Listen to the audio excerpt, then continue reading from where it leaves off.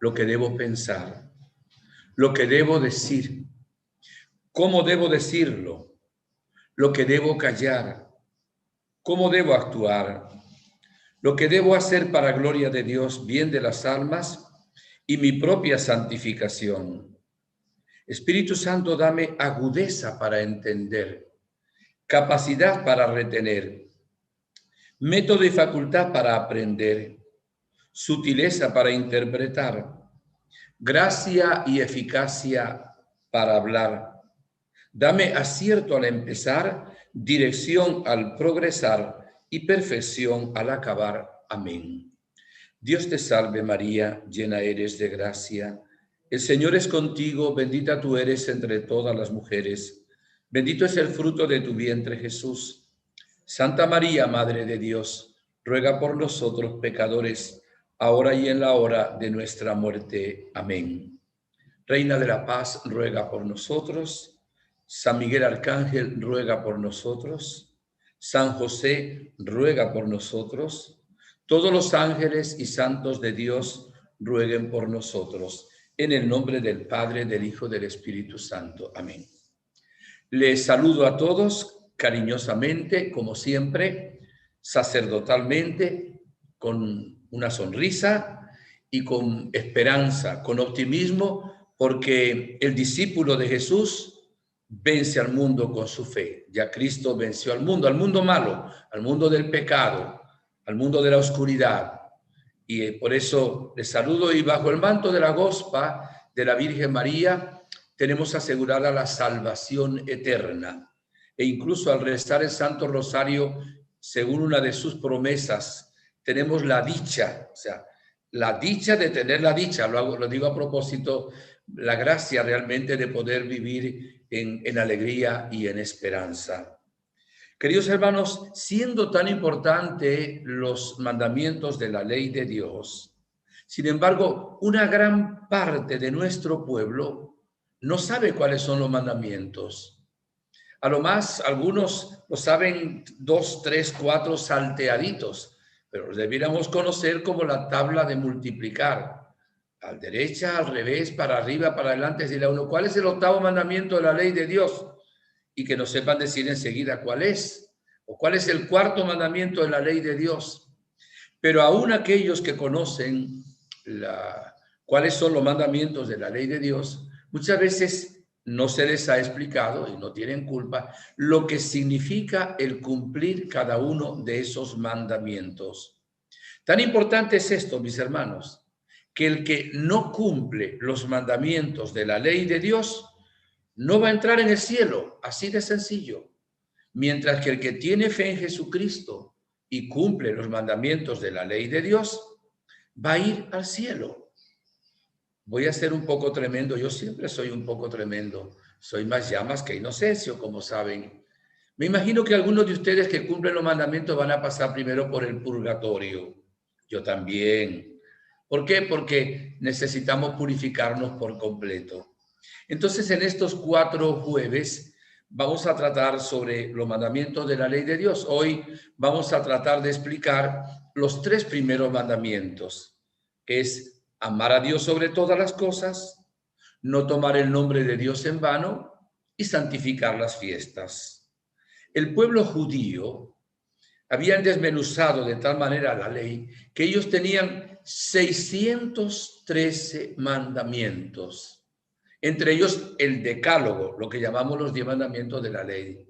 Y le pregunta incluso una vez a un maestro de la ley, a Jesús, para ponerlo a prueba, maestro, ¿cuál es el mandamiento más importante de la ley?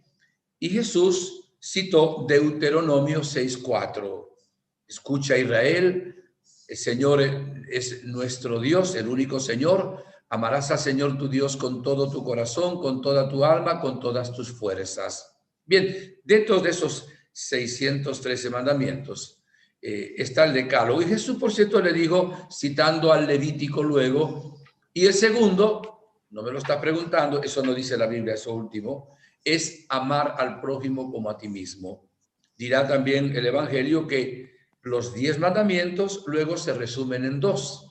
Amar a Dios sobre todas las cosas y amar al prójimo como a nosotros mismos. Es imposible amar a Dios sin amar al prójimo. Y es imposible amar al prójimo sin amar a Dios. De ahí que hoy vamos a entrar un poquito en profundidad.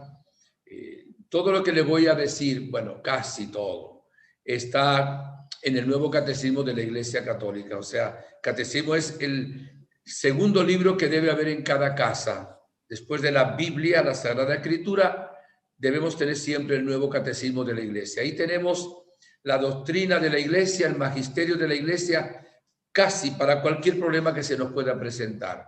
O sea, cualquier cosa, vamos al índice y ahí lo conseguimos. Y pues nada más claro que el Nuevo Catecismo de la Iglesia Católica. Bien, mis hermanos, comencemos diciendo que Dios nos amó a nosotros primero. ¿Desde cuándo nos ama Dios? No desde que nacimos, no desde que fuimos concebidos en el vientre materno, no desde que creó el universo, nos ama desde siempre. O sea, Dios ha querido amarnos desde siempre. Si tú existes, yo existo, es porque Dios en su libertad infinita decidió amarte. Todavía tú no existías, pero estabas ya, digamos, entre comillas, en el corazón, en la mente de Dios. Ya te amó desde toda la eternidad. Él nos amó primero. Y entonces, luego, en el momento oportuno, nos creó. Usó la mediación de nuestros padres para luego crear el alma en el momento de esa unión entre ese espermatozoide y ese óvulo, pero somos obra de Dios. Si Dios no nos amara, no existiéramos. Si Dios ahora dejara de amarnos, no es que moriríamos. Simplemente, como en las películas de fantasía, dejaríamos de existir. Esto es importante.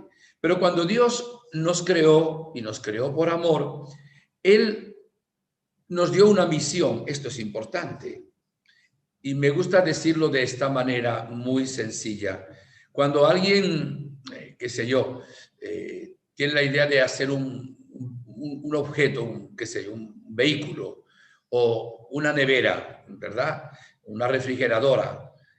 Normalmente colocan un manual de instrucciones. Y en ese manual de instrucciones se dice qué hay que hacer para que funcione bien ese artefacto, en el caso de que sea un artefacto eléctrico. Y vamos todavía a ponerlo de una manera más concreta.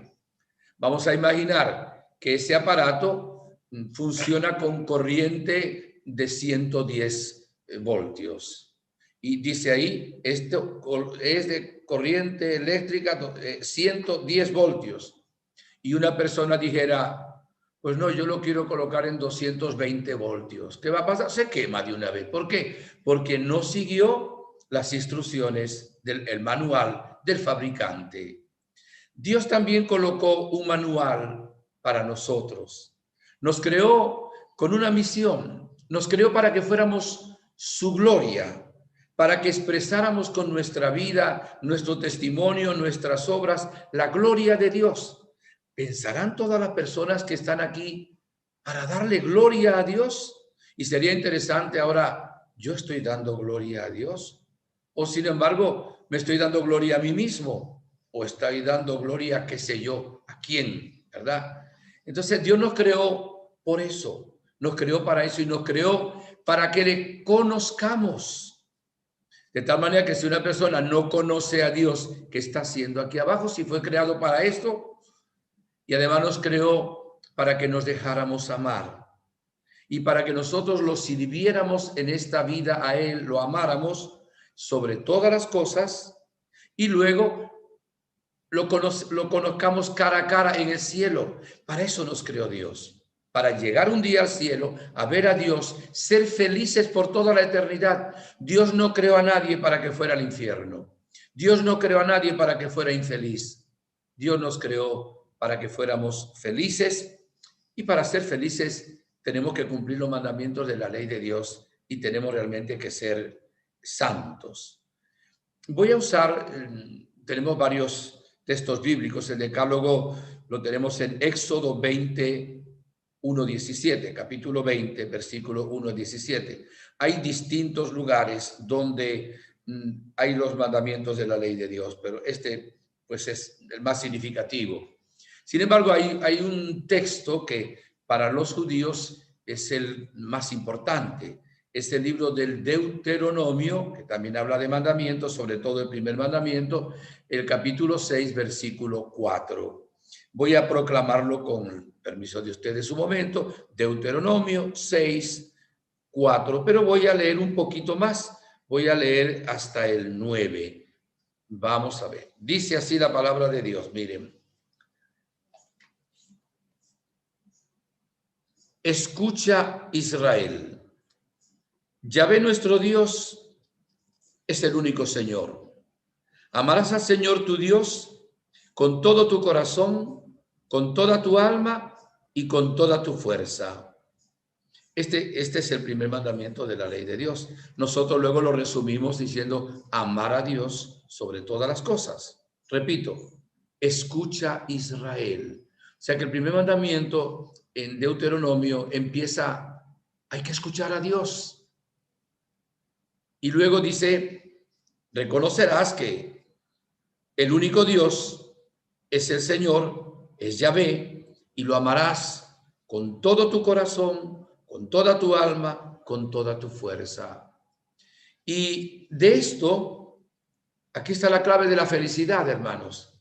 La persona que no coloca a Dios en el primer lugar de su vida, lo vuelvo a decir, no va a ser feliz ni aquí en la tierra, porque va a servir ídolos, y Dios es el bien y es la fuente del bien, ni tampoco tendrá la vida eterna, a menos que se arrepienta y empiece a amar a Dios sobre todas las cosas. Miren las promesas que hace Dios en el cumplimiento de los mandamientos. Por eso continuó un poquito diciendo, queden en tu corazón estas palabras que te dicto hoy. Se las repetirás a tus hijos. Les hablarás de ellas tanto si estás en casa como si vas de viaje, así acostado como levantado. Las atarás a tu mano como una señal. Serán como una insignia entre tus ojos. Las escribirás en las jambas de tu casa y en tus puertas. Cuando uno va a Israel, en los hoteles de Israel, ve que hay allá un signo, una señal que contiene este versículo, ¿verdad? De escuchar a Dios y amarlo sobre todas las cosas. Por eso dice Dios, grábatelo en la mente, grábatelo, bueno, hasta ponlo, como llevas el reloj, en aquel tiempo no había reloj, como llevas algo en tu mano, colócalo así, en la muñeca, para no olvidarlo nunca, que el Señor es el único Señor y que hay que amarlo sobre todas las cosas. Miren lo que dice luego este mismo Deuteronomio, en el capítulo 11, versículos del 18 en adelante. Pongan estas palabras en su corazón y en su alma. Átenlas a su mano como una señal, como una insignia entre sus ojos. Enséñeselas a sus hijos. Hablando de ellas, vuelve a repetir lo que había dicho antes, ¿no? Porque si de verdad guardan todos estos mandamientos que yo les mando practicar, amando al Señor su Dios, siguiendo todos sus caminos y viviendo unidos a Él, Yahvé desalojará delante de ustedes a todas esas naciones y ustedes desalojarán a naciones más numerosas y fuertes que ustedes. Y luego dice, versículo 26, mira, yo pongo hoy, y también hoy lo hace, ante ustedes bendición y maldición. Aquí está el libro, ¿verdad? Las instrucciones del fabricante del ser humano, que es Dios. Mire, bendición si escuchan los mandamientos de Yahvé su Dios, que yo les prescribo hoy. Maldición si desoyen los mandamientos de Yahvé su Dios. Si se apartan del camino que yo les prescribo hoy para seguir a otros dioses que no conocen. Me viene ahora a la mente recordarles que mientras Adán y Eva escucharon a Dios y confiaron en Él, estaban en el paraíso terrenal. El Papa San Juan Pablo II llama al demonio, a la serpiente, el genio perverso de la sospecha. Y dice que el pecado original tiene tres aspectos. El primero es una falta de confianza, de fe en el Señor. No escuchar a Dios por no confiar en Él. El segundo es un acto de soberbia por querer ser dioses. Y el tercero fue una desobediencia. De no cumplir ese primer mandamiento de la ley de Dios, han venido todos los males para el mundo. Vemos cuánta maldad hay en el mundo y decimos, Dios mío, esto se le acabó en el mundo, ¿a dónde vamos? Violencia, guerras, gente que pelea, situaciones terribles. Bueno, todo eso es secuela de no cumplir los mandamientos de la ley de Dios. Le voy a poner ahora una cosa. Los mandamientos son 10. Vamos a imaginar una ciudad. Si quieren, la mayoría de ustedes están en Miami, pero tenemos aquí a alguien también desde Dinamarca y otras personas de otros países. Vamos a imaginar una ciudad donde tú vives o un pueblo. Y vamos a imaginar que en ese pueblo se cumplieran 2 mandamientos, fíjate. El 5.º mandamiento, que es no matar. Y el 7.º mandamiento, que es no robar. Entonces, en esos pueblos nadie asesina, nadie mata y nadie roba. Pueden conseguirse un celular, una cartera con mucho dinero y no la toman para sí porque no es suya y no van a robar. Mire, saldría en todos los periódicos. En tal pueblo, en tal ciudad, no hay ni un solo asesinato. No hay ni una sola muerte violenta. Y nadie roba. Pueden dejar las puertas del auto, del carro abiertas que nadie le va a robar. Pueden dormir con las puertas abiertas que nadie le va a robar. Bueno, estoy seguro de que no cabría la gente. Se mudaría de muchas partes del mundo para esa ciudad o para ese pueblo solo por el hecho de cumplir esos 2 mandamientos que les estoy diciendo. De ahí la importancia. Si no cumplimos esos mandamientos, no podemos ser felices. Dios, cuando nos da los mandamientos, no nos los da para que nosotros tengamos difícil la vida. Nos los da porque es la respuesta al amor de Dios que tenemos que darle nosotros. Pero va en beneficio nuestro, porque a Dios no le hace que cumplamos los mandamientos. Él es Dios y Él es la felicidad. Pero al cumplir nosotros los mandamientos, le ofrecemos a Dios el homenaje de nuestro agradecimiento, de nuestro amor, ¿verdad? Por habernos creado y por tenernos también en sus manos benditas. Esto es sumamente importante. Cuando nosotros hablamos de virtudes, siempre se habla de las 3 virtudes teologales, que son la fe, la esperanza y la caridad. Entonces, en la relación con Dios, como seres humanos, tenemos que tener la práctica de estas 3 virtudes: fe, esperanza y caridad. Después, el Señor nos comunica los dones santificantes del Espíritu para vivir no solo humanamente bien, sino sobrenaturalmente bien como cristianos. Vamos a hablar un poquito de los pecados contra la fe. Primero, a veces hay dudas de fe. Hay dudas voluntarias y dudas involuntarias. Todo el mundo tiene alguna duda involuntaria. Pero cuando la duda es voluntaria, que uno quiere dudar de lo que Dios ha revelado, de lo que Dios ha hecho, como Adán y Eva, comete el pecado. La incredulidad es una falta contra Dios, no creerle a Dios, no confiar en Él, no fiarse de Dios.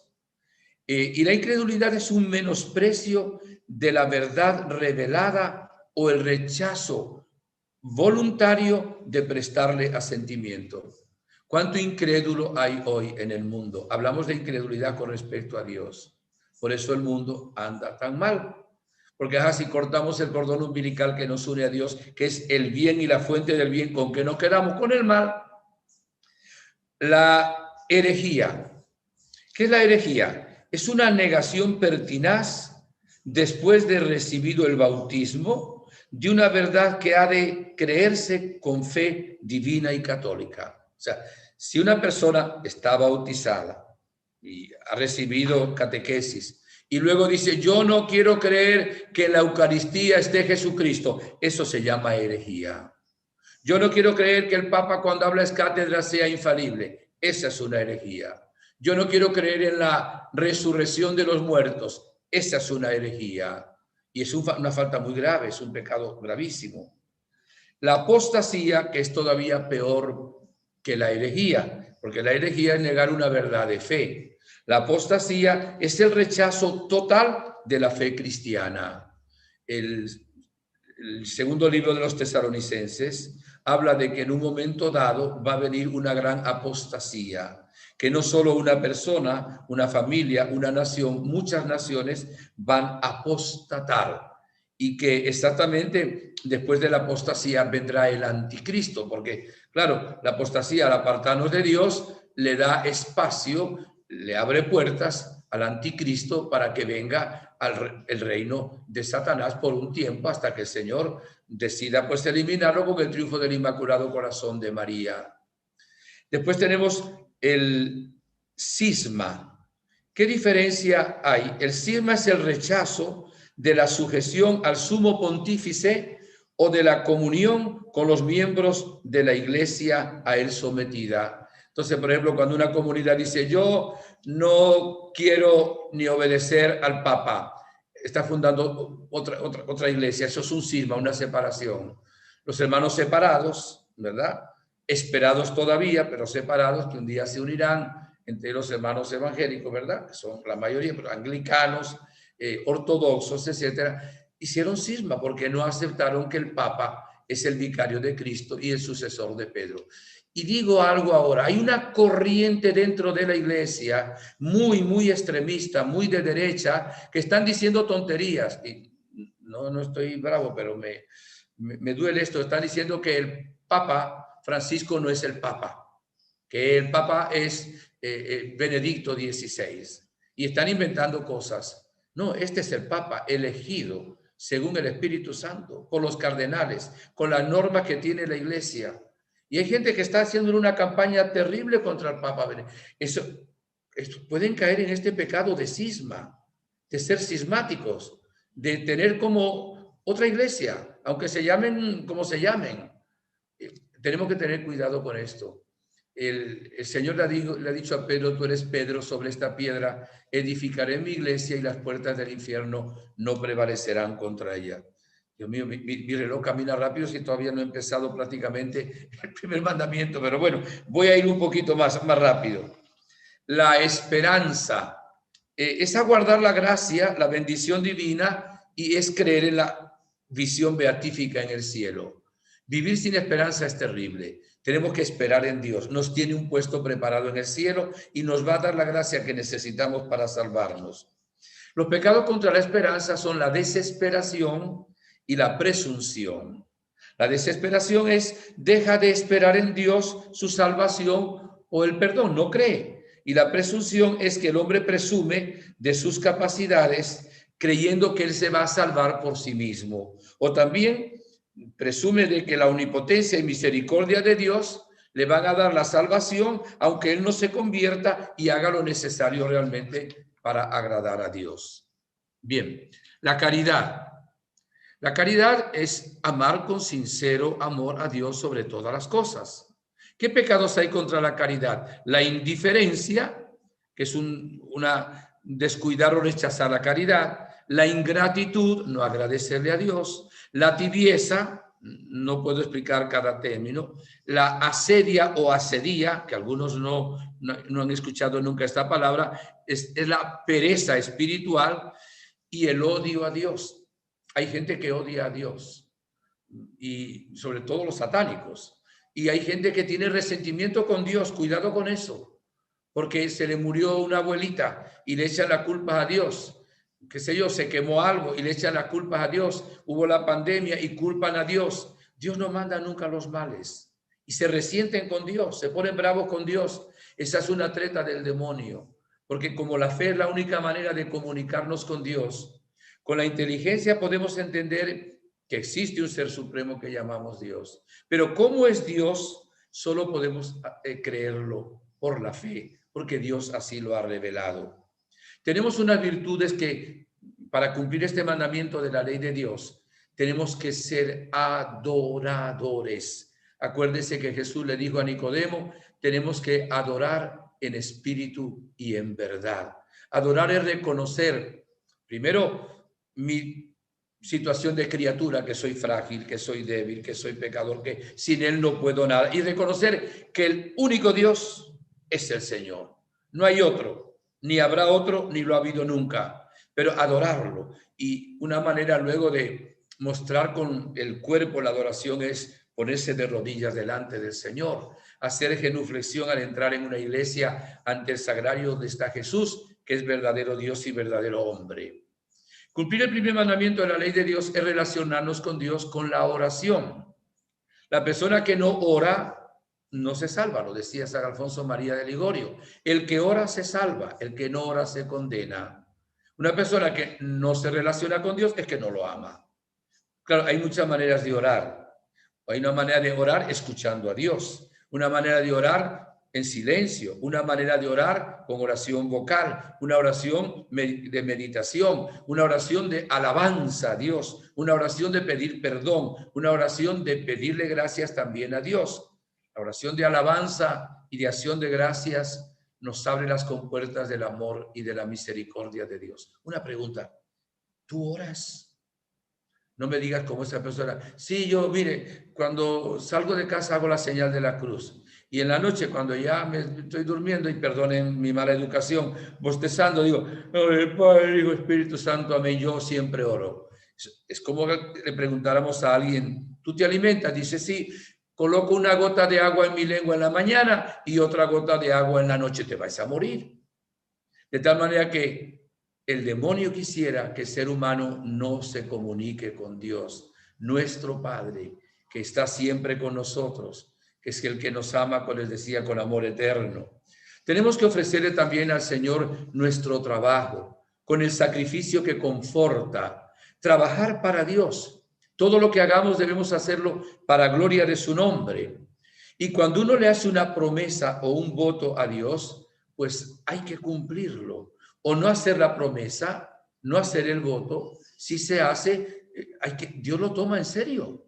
Porque si no, nos va a esperar un largo purgatorio por no cumplir esa promesa o ese voto, porque estamos como queriendo engañar a Dios. Bien. Hay unos pecados también que son la irreligiosidad, es por defecto, que no es nada religioso.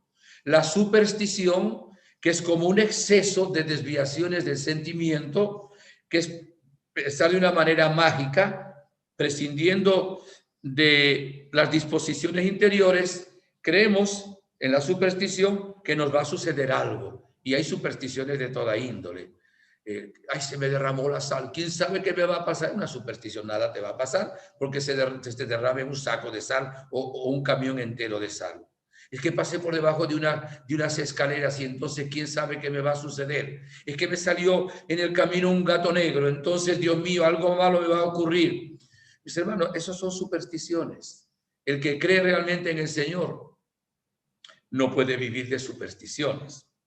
La idolatría es considerar como si fuera Dios algo o alguien que no es Dios. Este es un pecado gravísimo. En el Antiguo Testamento, Dios reveló que hay un solo Dios. Los pueblos cercanos eran politeístas, o sea, creían en varios dioses. El pueblo romano, el pueblo griego, y creían el Dios de la guerra, el Dios del vino, el Dios del deporte, el Dios del amor, el Dios, qué sé yo. Hay un solo Dios. Y realmente a Él hay que conocerlo y amarlo. Jesús nos revela luego en el Nuevo Testamento de que ese solo Dios es trino, que en Dios hay tres personas que son iguales y son distintas por su relación, Padre, Hijo y Espíritu Santo. Cuando vamos al libro del Deuteronomio, capítulo 18, versículos del 9 al 15, vemos que es una abominación para el Señor todo lo que es idolatría. Entonces tenemos que tener mucho cuidado con esto. Solo a Dios se le adora. No es cierto que la Iglesia Católica, como dicen los hermanos separados, todavía esperados, que la Iglesia adora imágenes, que adora a la Virgen, que adora a los santos. Absolutamente negativo. Solo adoramos a Dios uno y trino. Entonces hay incluso tres grandes tentaciones y hacemos ídolo, falso Dios, del tener, un deseo desordenado del tener que cae en avaricia, el deseo desordenado del poder para imponerse sobre los demás y el deseo desordenado del placer. Dice la primera carta de San Juan, ¿verdad? Y luego hay gente que hace un ídolo, hasta se llaman ídolos. El ídolo de la canción, el ídolo del deporte, o qué sé yo, el ídolo, hasta en elecciones podemos hacer un ídolo de una persona, o hacer un ídolo también del novio, de la novia, hacer un ídolo de qué sé yo. Pueden hacer un ídolo ustedes también de un sacerdote, como si yo hubiera, por ejemplo, muerto por ustedes. No, el que salva es el Señor. Tener mucho cuidado, incluso en el uso de los sacramentales, tener cuidado no usarlos como si fueran amuletos.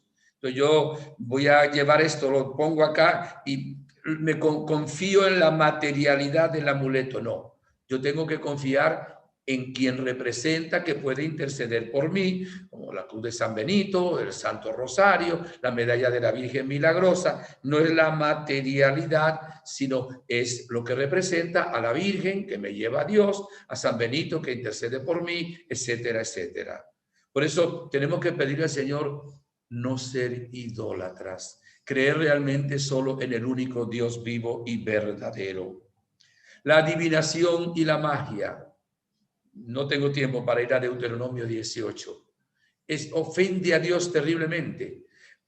Adivinar es querer conocer uno por su propia fuerza lo oculto, lo que no es revelado por Dios. Y entonces, ¿en dónde busca uno en el ocultismo? En el demonio.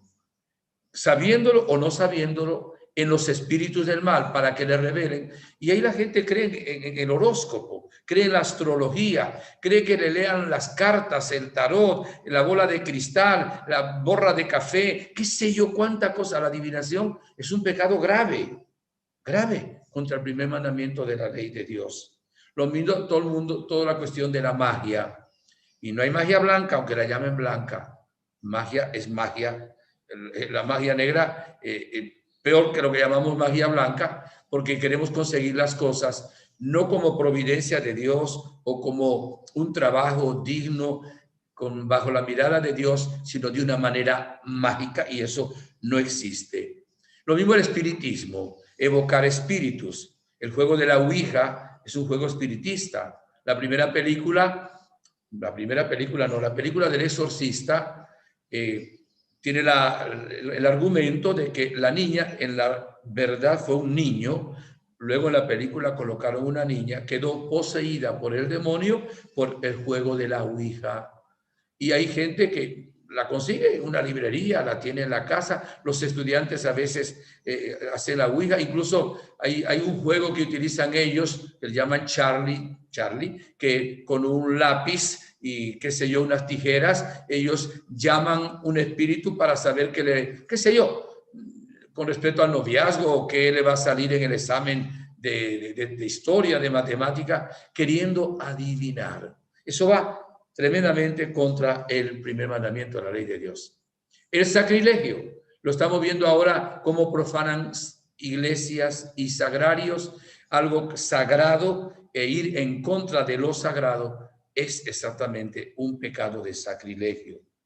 La simonía, Hechos 8, 9, 24, querer como comprar las cosas con dinero, comprar la salvación con dinero. No es una ofrenda que se da voluntariamente, sino quiere ser como una compra.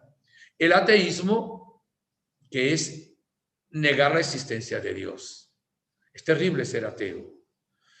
El ateo corre riesgo de ir al infierno. Lo dice la Virgen de Medjugorje. O sea, solo Dios puede juzgar, ¿no? Nadie puede juzgar a otra persona.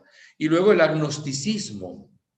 El agnosticismo es diferente del ateísmo. El agnosticismo es ni decir que Dios existe, ni negar que existe. Simplemente soy agnóstico. No sé si existe, no sé si no existe. No lo afirmo ni lo niego. Aunque hay varias clases de agnosticismo, pero eso es importante.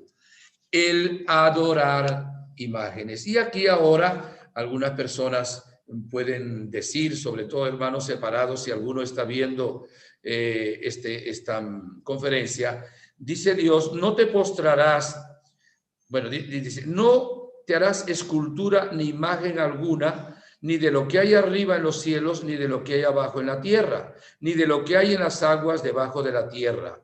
No te postrarás ante ellas, ni les darás culto, porque yo, Yahvé tu Dios, soy un Dios celoso, que castigo la iniquidad de los padres en los hijos hasta la tercera y cuarta generación de los que me odian, y tengo misericordia por 1000 generaciones con los que me aman y guardan mis mandamientos. Miren, ¿qué prohíbe Dios aquí? Prohíbe hacer imágenes para ser tenidas como si fuera una divinidad. Eso es lo que prohíbe Dios.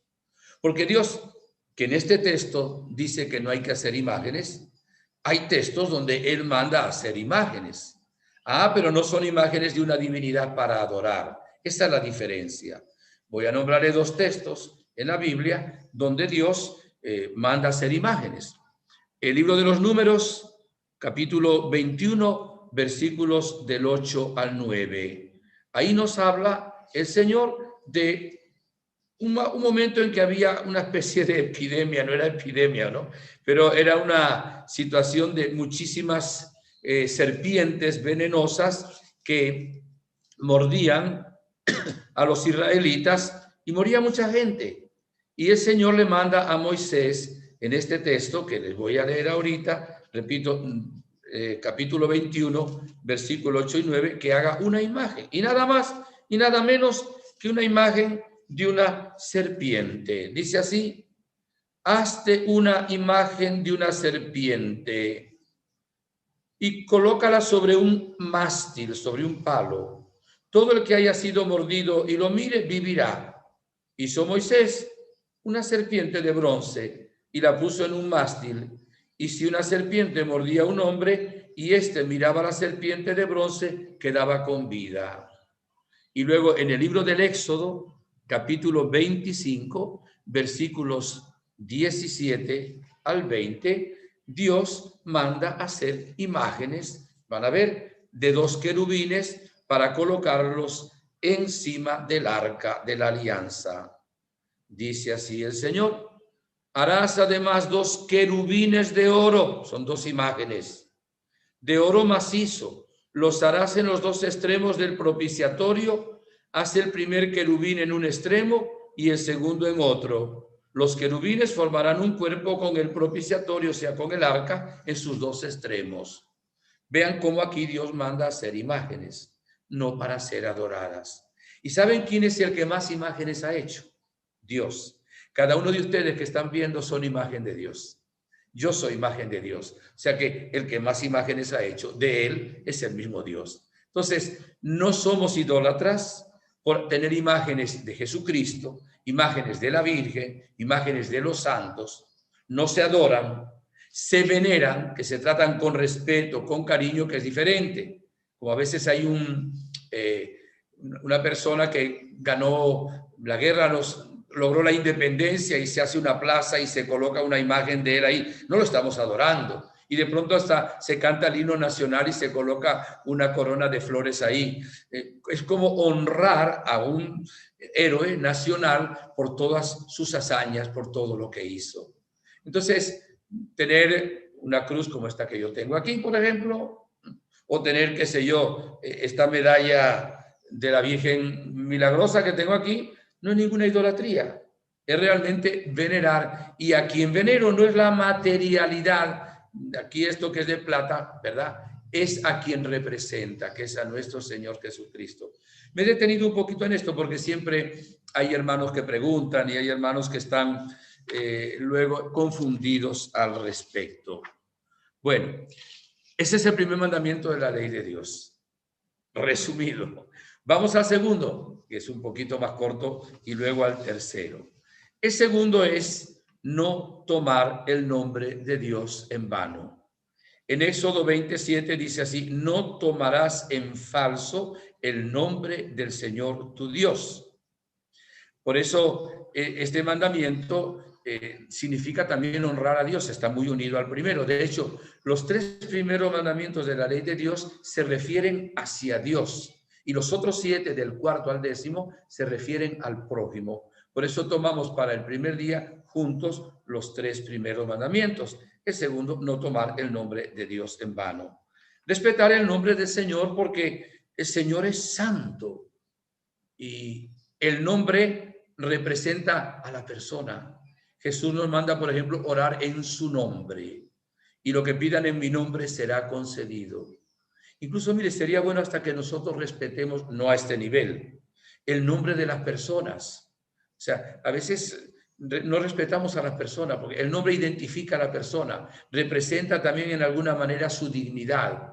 Tenemos que tener cuidado, pero el nombre de Dios, Dios, los judíos no pronunciaban el nombre de Dios, solo escribían 4 consonantes, de ahí viene Yahvé. Los hermanos separados, pusieron al revés las vocales, Jehová, Jehová.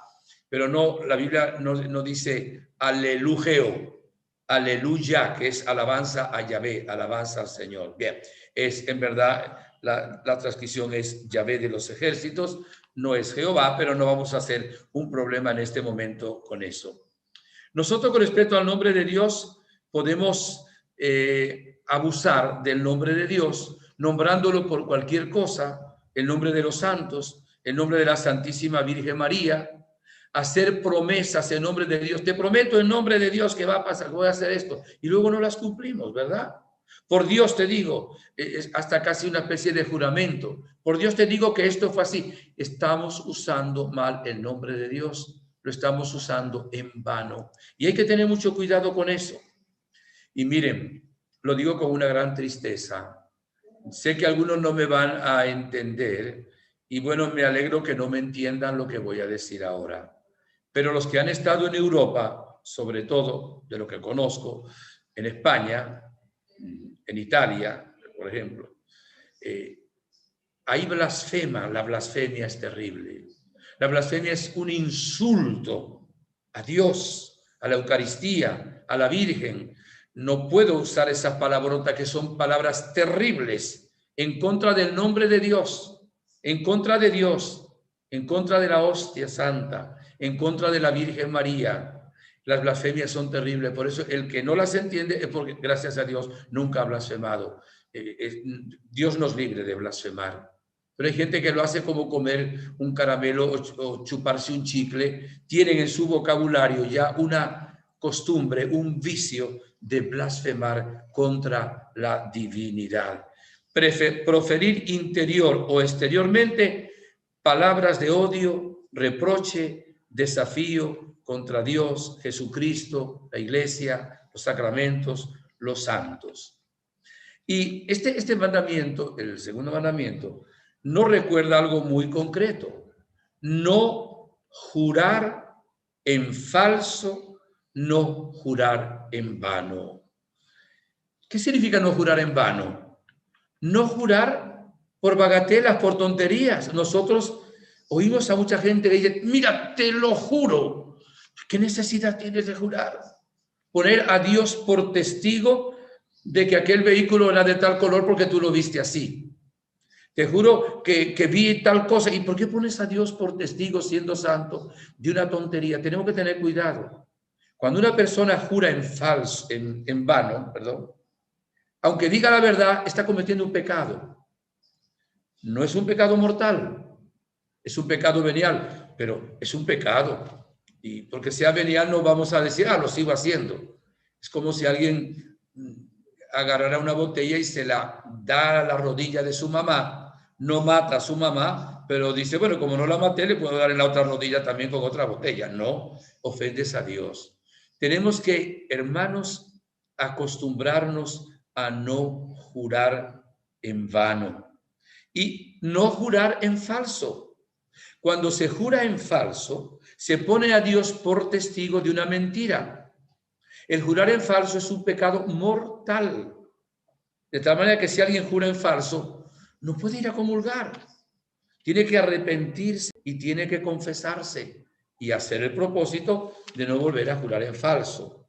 Y luego hay el perjurio.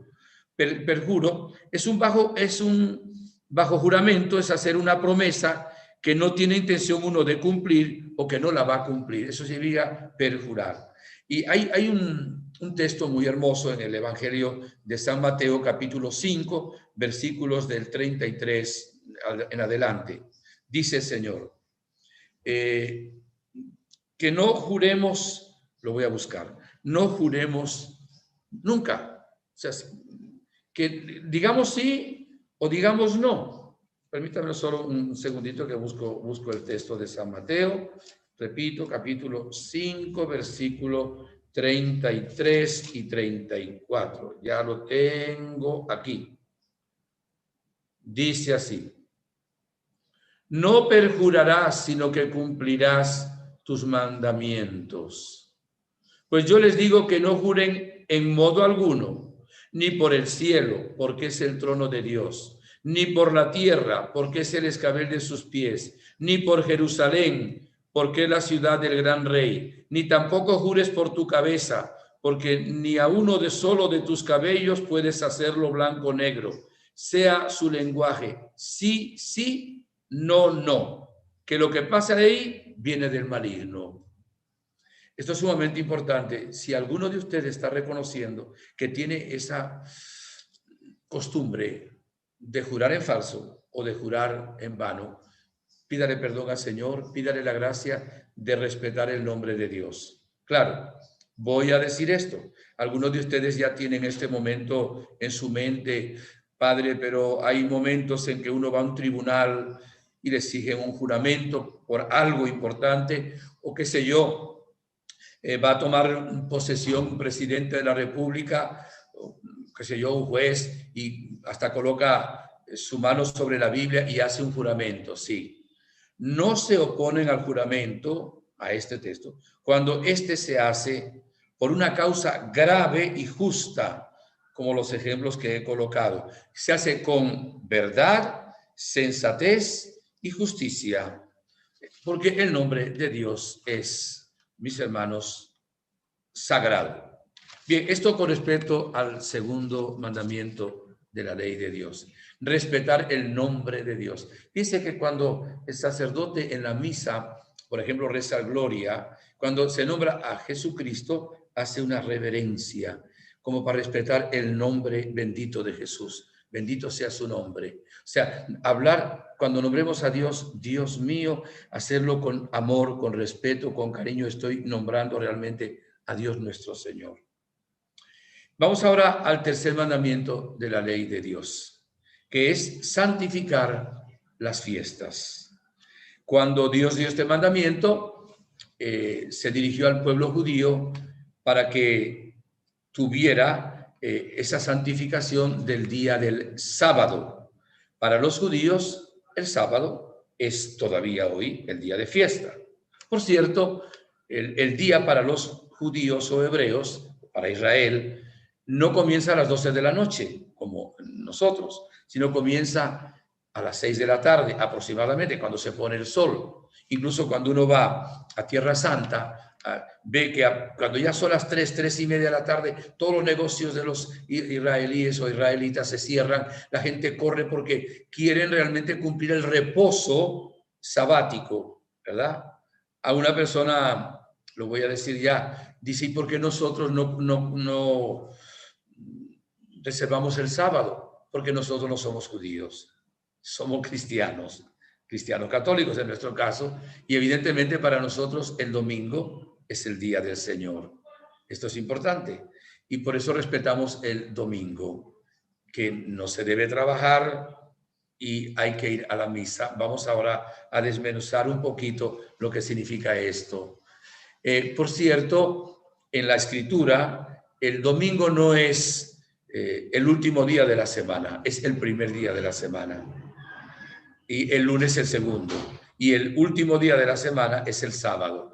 Luchar ahora contra nuestra sociedad, que ya como terminamos la semana y hay el descanso, no se trabaja, pues la gente piensa que el domingo es el último día de la semana. Desde el punto de vista de la liturgia, el primer día de la semana es el domingo y el último es el sábado. Bien, incluso para los judíos comenzaba el día anterior y por eso ahora la iglesia nos permite desde hace años, por ejemplo, celebrar la misa del domingo el sábado en la tarde, porque ya comenzaba en Israel el día siguiente. Y entonces, por mayor facilidad en cuanto al cumplimiento de este mandamiento de Dios, pues la iglesia tiene ya la misa aproximadamente a las 6 de la tarde y también se celebran la liturgia de las horas que se llama vísperas, que ya son del domingo.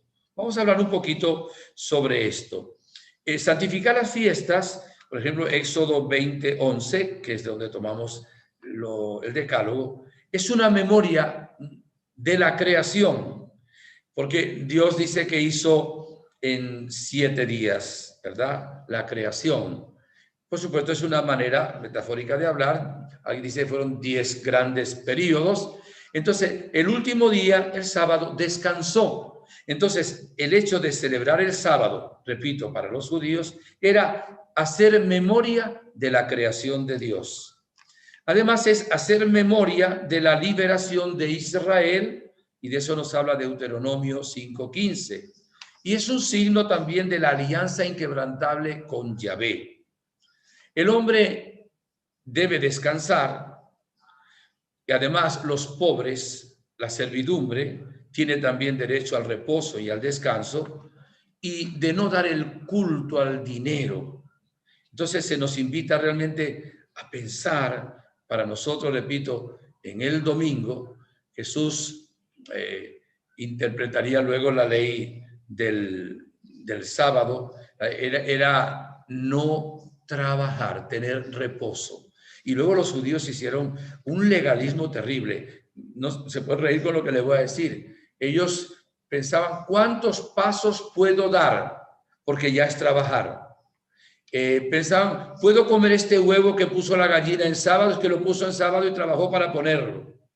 ¿Puedo enhebrar una aguja si estoy trabajando? O sea, cayeron en una estupidez de legalismo que incluso luego, cuando estaba Jesús en la sinagoga, ¿verdad? Y sanaba a alguien, se llevaban la mano a la cabeza los escribas y fariseos, porque dice, está trabajando el sábado. Y Jesús, que sí respetaba el sábado, esto es importante, interpreta con su autoridad la ley del sábado.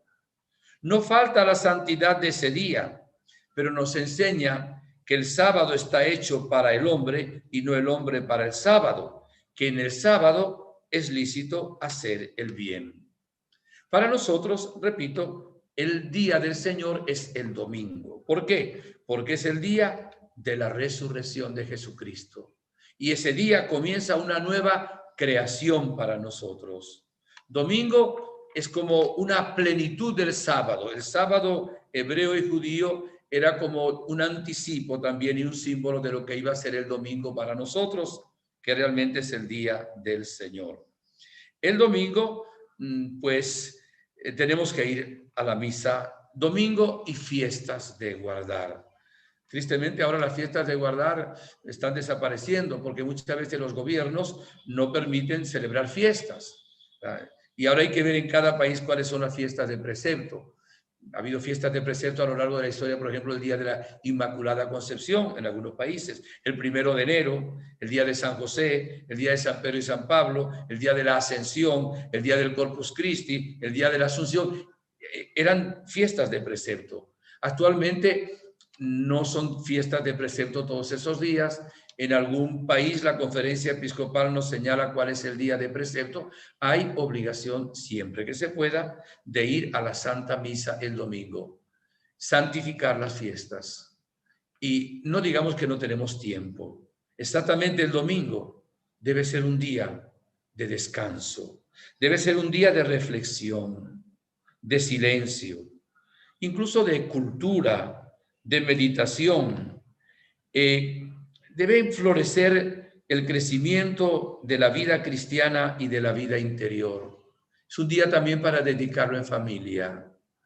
Yo entiendo la complicación de la vida moderna, pero fíjese, el único país que conozca donde el presidente ha obligado a que no se trabaje el domingo es Polonia, un país muy católico.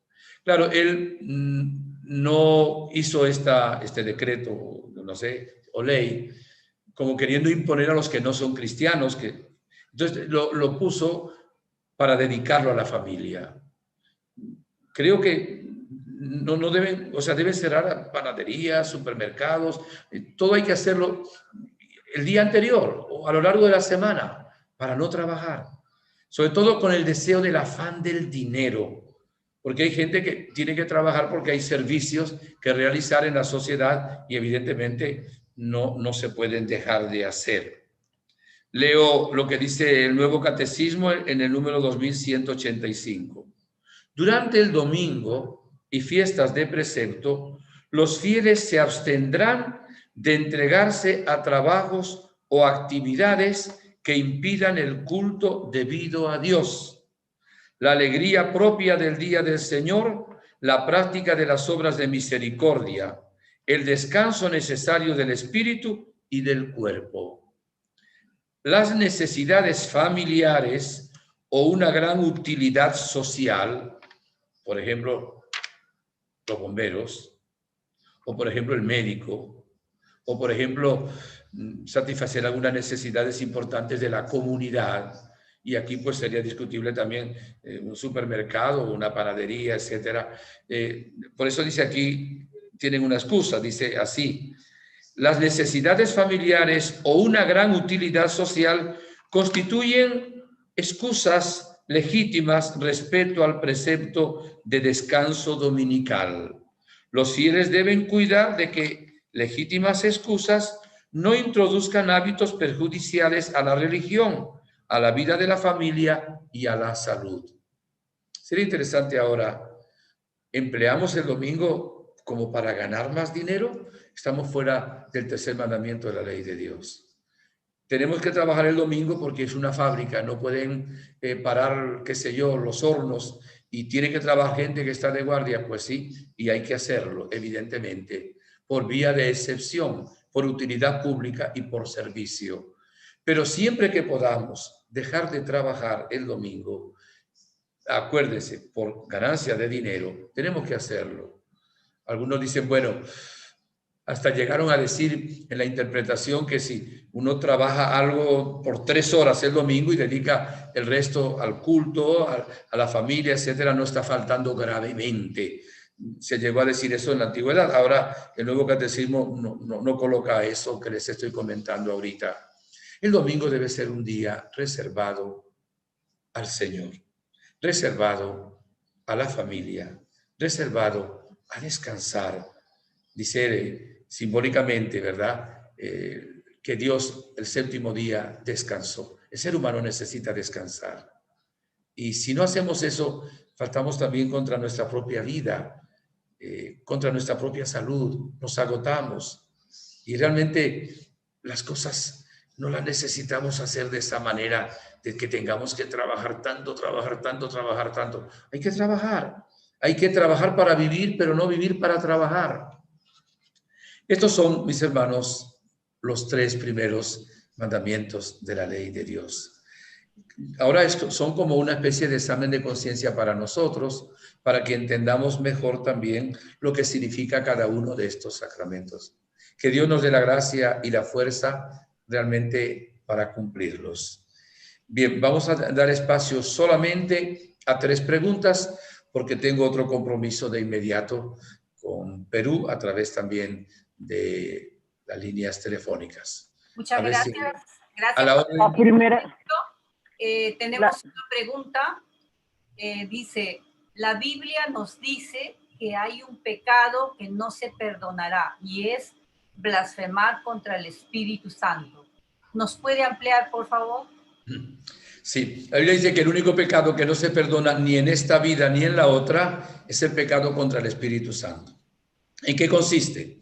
El pecado contra el Espíritu Santo consiste en lo siguiente: que un ser humano no quiere y está plenamente consciente de aceptar el bien, no quiere ser perdonado, no quiere realmente salvarse, no quiere la vida de la gracia. Entonces, ¿por qué no se perdona? No porque Dios no sea suficientemente misericordioso, sino porque la persona endurece su corazón ante la misericordia de Dios y no se deja perdonar. Esa es la razón. Ese es el pecado contra el Espíritu Santo. ¿Otra pregunta? La siguiente. A veces los jefes imponen el trabajo en el domingo. ¿Se peca trabajarlo así? Mira, si una persona tiene un trabajo que le imposibilita cumplir con la ley de Dios, tiene que ver cómo va a hacer con este trabajo. Habrá gente que realmente de una necesidad tan grande que provisionalmente tenga que hacerlo por alimentar su familia. Lo ideal, siempre que se pueda, estamos en tiempos de pandemia, es cambiar de trabajo. Decir, mire, yo necesito realmente darle culto a Dios. Claro, mira, hoy hay misa a las 5 de la tarde el sábado, a las 6 de la tarde, a las 7 de la noche, a las 8 de la noche. Hay misa a las 6 de la mañana, a las 9 de la mañana, a las 12 del mediodía, a las 3 de la tarde, a las 7 de la noche, a las 9 de la noche. O sea, tenemos tiempo también para cumplir el precepto, ¿verdad? Y uno debe dialogar y decirle a esa persona si es necesario el trabajo, porque realmente no hay otra opción. Yo necesito irme una hora antes por esta razón, porque soy creyente, soy católico, y yo necesito irme una hora antes, tengo que cumplir o llegar una hora más tarde. Usted me puede quitar el pago de esa hora, porque yo realmente tengo algo mucho más importante, que es colocar a Dios en el primer lugar de mi vida y de mi corazón. Última pregunta. La última, más que pregunta, es una petición para orar por su hijo Daniel Alejandro, que hoy cumple 18 años, que partió al encuentro del Señor. Gracias. Daniel, Dios le dé el descanso eterno, brille para él la luz perpetua, descanse en paz. Amén. Yo tengo, si Dios quiere, dentro de una hora, la celebración de la Santa Misa. Oraré por todos ustedes y oraré por el descanso también de Daniel. La misa tiene valor infinito. Una vez más, mis hermanos, les agradezco primero su conexión, ¿verdad? Con estas programaciones que tiene Florida Center for Peace. Le agradezco también su cariño, sobre todo su oración. Sigan orando mucho por los sacerdotes. Sin sacerdotes no podemos santificar la fiesta, porque no habría realmente la misa. Cuando no puede haber misa, la iglesia, porque no hay sacerdote, acepta también una celebración litúrgica de la palabra. Y si hay un ministro extraordinario de la Eucaristía, también se puede recibir la comunión por vía, pues evidentemente, de excepción. Muchísimas gracias por todo. Dios les bendiga ricamente. Quiero bendecirles, ¿ok? Oh Dios uno y trino, gracias por amarnos tanto, por amarnos tú primero, por amarnos, dar los mandamientos para que lleguemos al cielo, que son como señales de tránsito para evitar accidentes, y todo lo has hecho por amor. Danos la gracia de amarte sobre todas las cosas, de respetar tu nombre, no faltar al nombre en vano, y realmente de cumplir también con un gran esmero el mandamiento.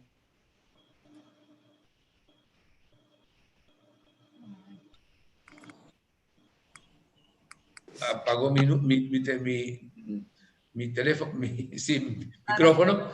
Creo que se apagó. La bendición de Dios Todopoderoso, Padre, Hijo, Espíritu Santo, descienda sobre ustedes y les acompañe siempre. Amén. Les espero el próximo jueves, si Dios quiere, para que veamos el cuarto y quinto mandamiento de la ley de Dios. Muchas gracias. Gracias.